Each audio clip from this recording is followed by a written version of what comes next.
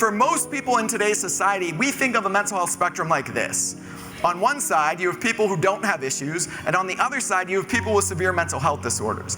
This spectrum sucks for two very big reasons. Number one, I have bipolar disorder. I am also sane at the same time. So if you're framing it this way, it can't work. The other reason this spectrum doesn't work is it promotes the idea that only these people need help and everyone else doesn't. We don't do that with physical health. You're never gonna get advice in your life that's like, hey, you don't need to eat healthily until you get diabetes. You don't need to exercise until you get cancer. With physical health, we're proactive, we're preventative, we promote the concept that it's for everyone and they can do it. We need to change this spectrum to this. On one side, you have people who don't have stressors. They don't have to think about their mental health. These are people we hate, but they exist, so they get a place on the spectrum. Then you have people where it's like difficult to balance. They know their mental health isn't okay, but they're not doing anything about it. Using help to balance could be therapy and medication. It could also just be someone who talks to a friend, goes for a walk, exercises, reads a book, does anything.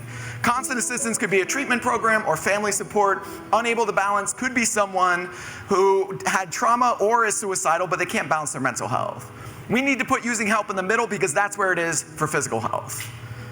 The other thing we need to do in mental health literacy is explain the difference between someone who is nervous and someone who has an anxiety disorder. Someone who feels depressed and someone who has clinical depression.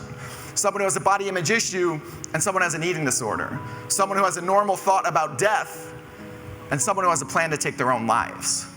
A lot of us, when we think about adolescence, we think about hormones and scary times and changes, but adolescence is a time for opportunity. The second largest period of time of brain growth in our lives is between 12 and 25. What happens between 12 and 25 often lasts for a lifetime. I often joke with people that adulthood is really just trying to undo adolescence, because it is. If we can start using mental health literacy in effective ways, we can make a big change, but none of this changes without all of you finding a way to share your story. I would not be on this stage today at all if I didn't have the support of a teacher when I was in high school.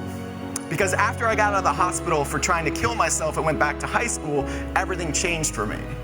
The whole school started calling me a psycho and a crazy kid, and I was bullied, and I lost my friends. And 2 months after I got out of the hospital, a psychologist came into one of my classrooms to talk about the patients he was treating.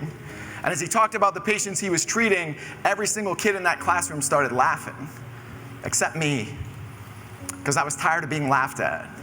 And I took my teacher into the hallway and I said, hey, this isn't funny to me. And he looked down at me and he said, what do you want to do about it? And I said, let me speak. And he said, okay. And 2 weeks later, I stood up in that exact same classroom and I spoke for the very first time. And I learned at a young age that when you share your story, it opens people to sharing theirs. That teacher brought me back into his classroom for the next 5 years to share my story as I was trying to figure out my life. That teacher looked me in the eyes when I hated myself and said, I love you. That teacher looked me in the eyes when I didn't believe in myself and said, I believe in you. It is not lost on me that today I am that teacher. That I look into the eyes of my students and tell them I support them and believe in them. But all of you sitting here can play that role. You can empower others, you can love others, you can give them an opportunity to hear their voice, and you can use your own voice. Because it takes far more strength to talk about these issues than it does to hide them. It takes far more strength to uncover these issues than it does to bury them. You have no idea where your story can take you until you tell it.